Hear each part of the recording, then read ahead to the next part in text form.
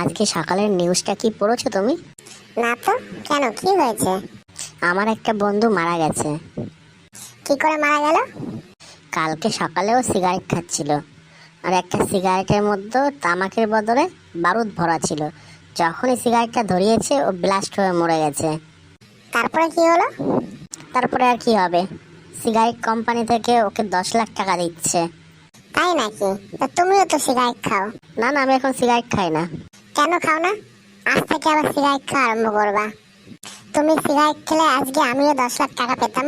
তার মানে তুমি কি বলতে চাইছো, আমি ওই সিগারেট খেয়ে মরে যাই? থাক থাক, এই সমস্ত কথা বাদ দাও। আচ্ছা, একটা কথা বলো তো, তুমি আমাকে কতটা ভালোবাসো?